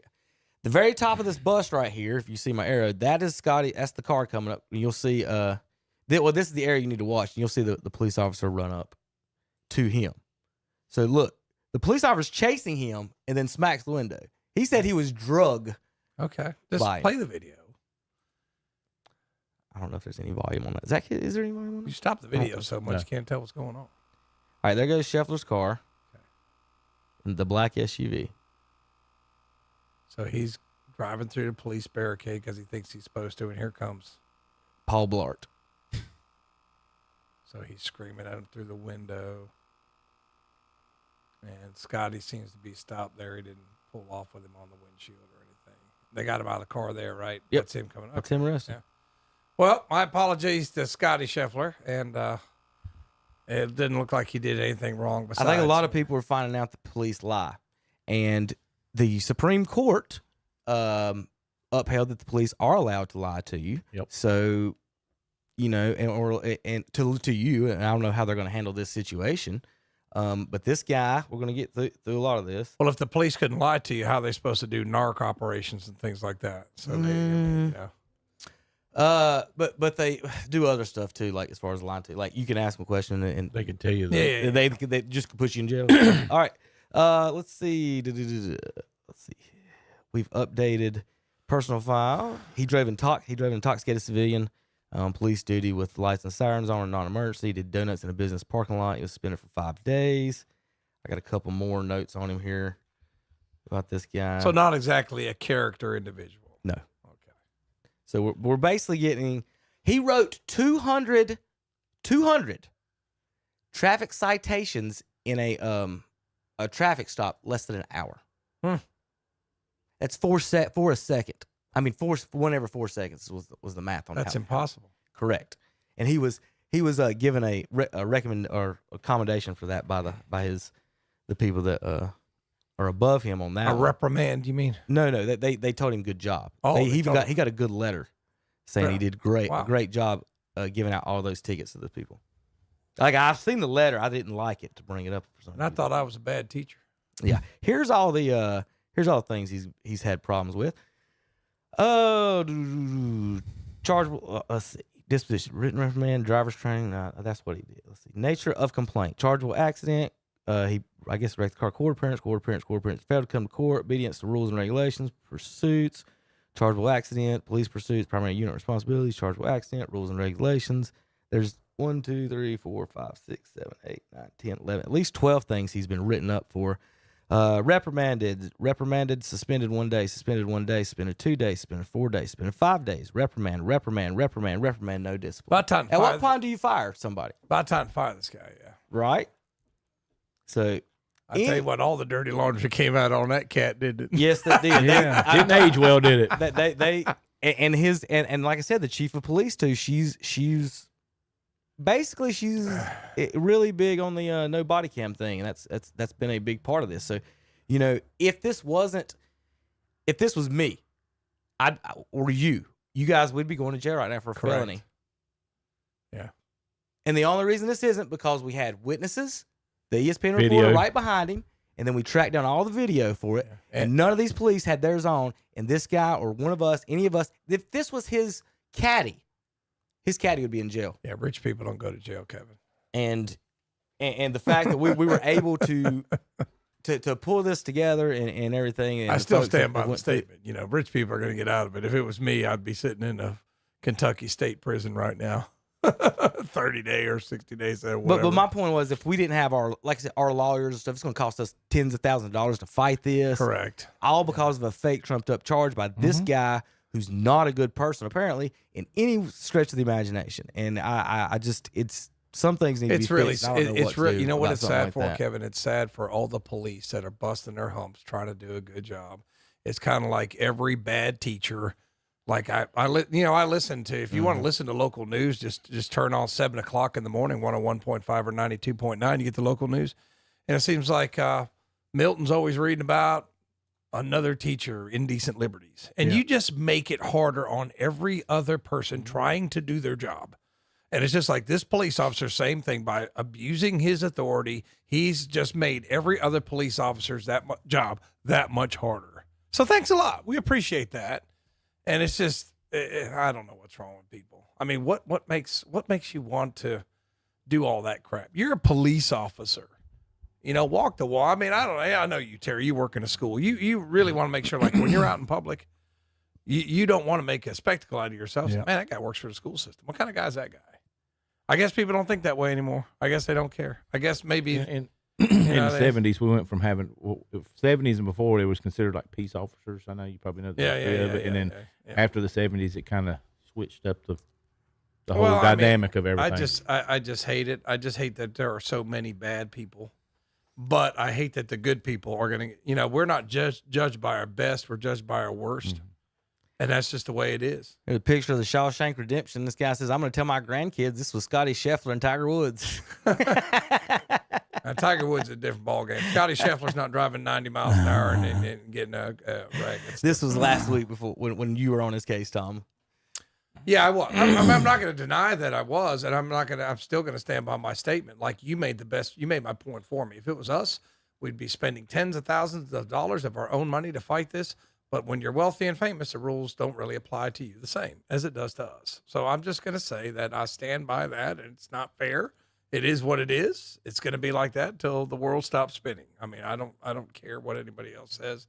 I'm just glad that it did come to light that this guy is maybe he'll get fired now. Maybe he don't get fired now. Who can you fire? If you don't fire this guy now, you can't fire anybody. All right. This is a putting hole. I think it's Pebble Beach. Guy hit the button. Zach hit the button. Mm-hmm. This is a good putting hole. How about a hole in one? Wow. How long is the hole? Almost made the last one. I don't know. Oh, wow. Oh, my God. There you go. Oh.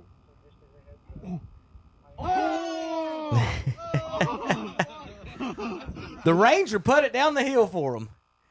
So that's a good little story. I don't know if that's the first hole or not. Why else would the Ranger be out there showing him it's a good putting hole? Unless he just caught up with them and was joking with them there on the side. Par 3's got to be at least, 150 yards?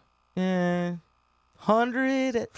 Depends on, at Pebble Beach? That's why I don't know what the exact details on that. And for him to put it that soft, I don't know if that went.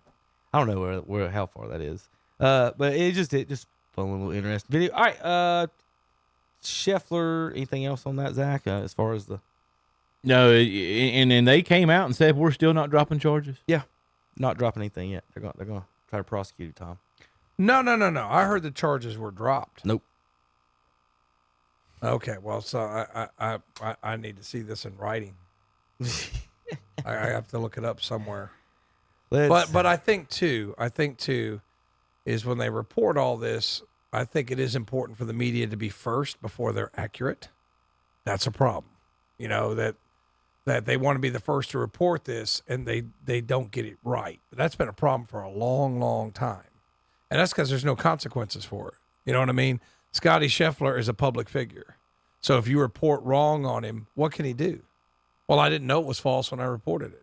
That's the libel standard. You have to know it was false, and that has to be proven in a court of law that you knew it was false before they can recover from you. I mean, that's a pretty high standard because if I'm Scotty Scheffler, I will say that I'm going to be pretty ticked off about this. Yeah.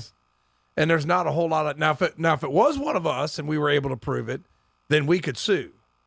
But the standard is so much higher for celebrities that they just run out and report whatever they want. I still believe, that the guy didn't know who he was, which he's proved that.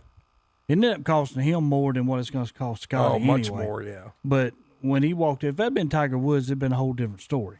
It's just that when he got Scotty's picture is just not like every person. It'd be like Jimmy Johnson. When he first started, Jimmy Johnson is so good, Scotty's so good, that their name is just not out there. You just don't put them in the same place as a Richard Petty and Dale Earnhardt on account of how they made themselves. Jimmy Johnson really didn't, but he's got the same amount of titles they got. Just say, Scotty's, what? He's this close to going to jail for a felony of something he didn't even do. We ain't even arguing that now. The cop made it up. Yeah. That's terrible. Like he's gonna put a guy in prison over what? He drove around the bus into the golf course, and you think you should run over there, smash his window, jerk him out the car, and throw him in a cage, and all this man. Again, Tom, you're right. If you drag a police officer down the street and banging his head and he's getting beat up, whatever. He made it up. And you're going to put a guy in prison. He's got to do this. This is the most ridiculous Just lucky thing. somebody else had a video. Yeah. I mean, that's the bottom line. Don't go to Louisville, Kentucky. I would say that. All right. Wondering, see if there's anything else. This is a study showing where the students in the ACC come from. If I can get the internet up and working, kind of, sort of, maybe not. All right. How about this is in-state, guys, doing the ACC. I think we need to silence our phones during the broadcast. I think you should, because yours was going off at the start. That was my key finder that was accidental. But it was wrong. All right. We can't help it. People trying to call you, tell you to be quiet, Terry. This is the percentage of in-state students at ACC schools. North Carolina is 83% in-state. North Carolina State, 82%. Duke, 11%. The University of South New Jersey. Wake Forest, 13.9%. And they're not UNC system schools. That's because North Carolinians are too poor to attend those schools. I mean, that just shows you. Terry, would you please turn your phone off? So looking at Duke, Tom, you said New Jersey, right? Yeah. Look at the bar graph.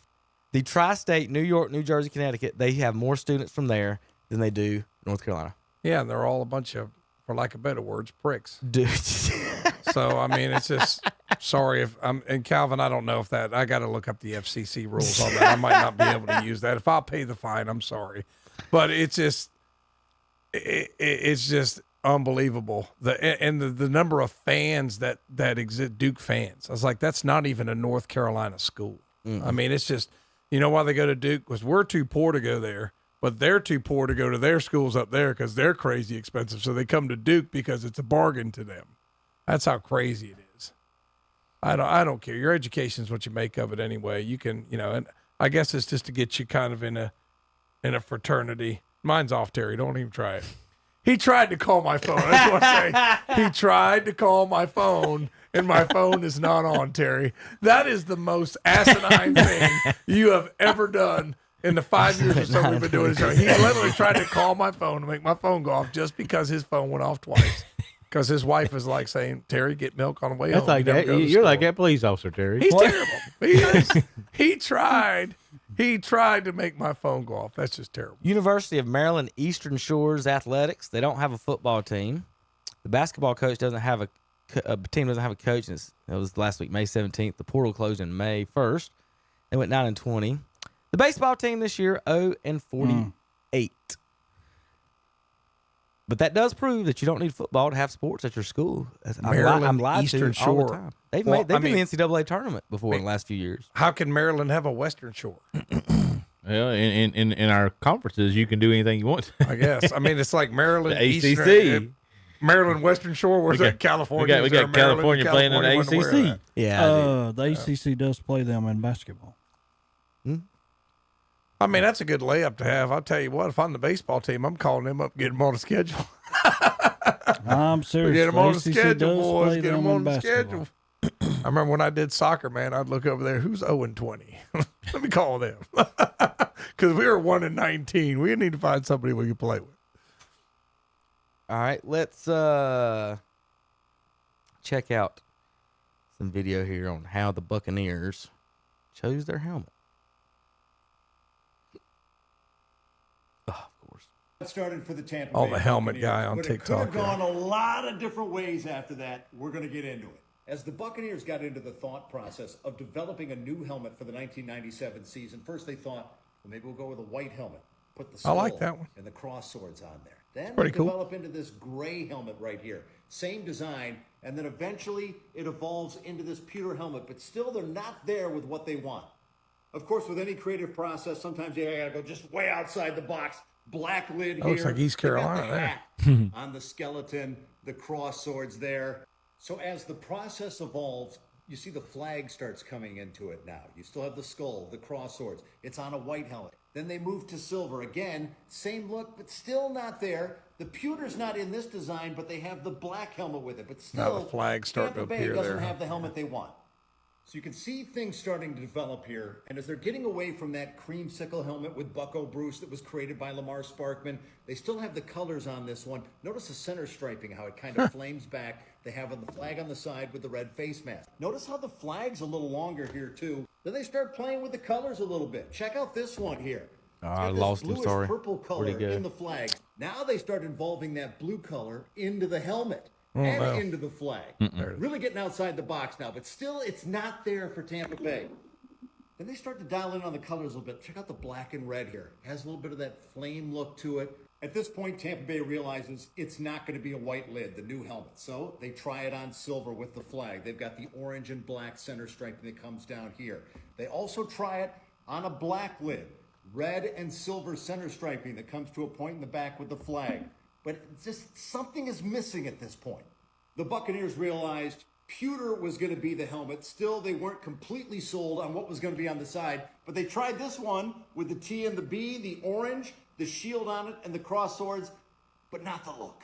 In 1997, they found it. This was the look for the Buccaneers. The flag, notice it was shortened a little bit. The skull, the cross swords, the black face mask.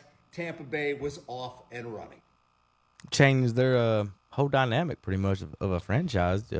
Redoing their. I still like the old orange. Redoing their The stuff old like school that. one. That guy actually. JP, shut up. Was I told to shut up? I said No, JP. JP.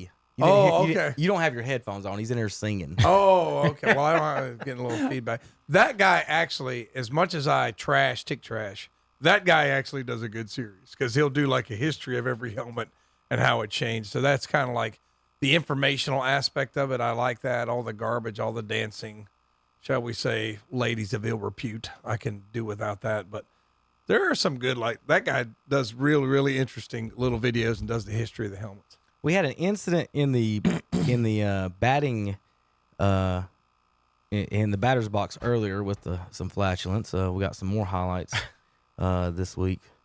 Tom, But why is a fart always funny? I don't know. We're about to find out. It does. Zach, hit the button. It's always funny. Still to this day, still funny.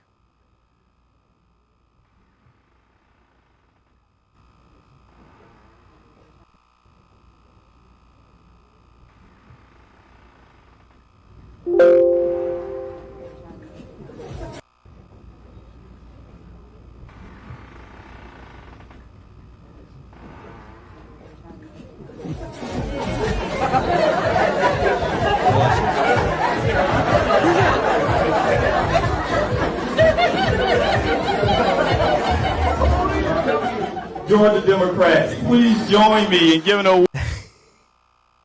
Who was he talking to? I don't know, but he just farted on everybody in the middle of the room and didn't know it. They've been showing some pictures when he walks and he squats. They said, "Look, he's crapping." Not national TV. And this is going to be. Have y'all seen this? This is the video of the year. Welcome to Wheel of Fortune. We have 4 blank letters. Let's go. First word is 4 letters. Second word is 2 letters with an I as the first. Third word, 3 letters. E is the third letter. And the fourth word is 4 letters long, ends in a T. Now, do any one of y'all want to try to solve the puzzle? It is a phrase. Maybe the best. Something in the something. The best, the west, the test. Is it any more guesses? Zach, you ready? Mm-hmm. Well, let's see what this fella says. Tavares. All right, he got a couple extra letters. Y'all want to try again? We got a T in the fourth word and a B to start. I said the best in the best. Something in the best, says Tom. How about Terry, west is the best? East, West is the best. What? No, because there'd be an E there. Can't be. Or a T. Yeah. Terry, Zach, got anything? What is the something? All right, here we go. We'll see what this. He's right. I know on. what it is. It can't be the because T's already on. Yeah. You know what it is, or you just have I you seen this video? I have a good feeling No. I know what it is. What is it then, JP? Oh, JP's talking. I think it's Move to the Beat. He says move to the beat. No, it Sorry. can't be. Can't be. It's a I. I see it wrong. All right, so here we go. Here's the guess. Tavares. Right in the butt.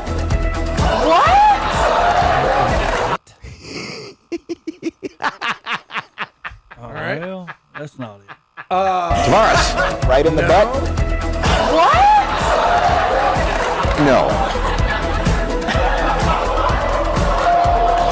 Blake. This is the best. Yeah, that's it. But why would the other T not be there if it was this is the best? See? Tavares. Okay, 'cause all Right in the butt. Right. No. Blake. This is the best. Yeah, that's it.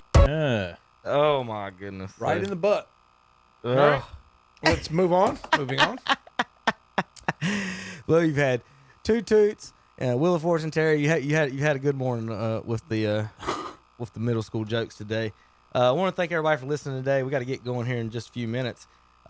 We've got some baseball today. Tom's got Burns and East Rutherford tonight on WHS. We've got Cherryville Post 100 baseball, WCSL this evening. Professionalism is dead. And then 2 o'clock today, Shelby American Legion baseball. Shelby American Legion baseball alumni game. So see some of the former players for Shelby come out there. You can watch it on YouTube. We'll be out there at KTC Broadcasting taking care of that. So we'll be back next week. KTCBroadcasting.com.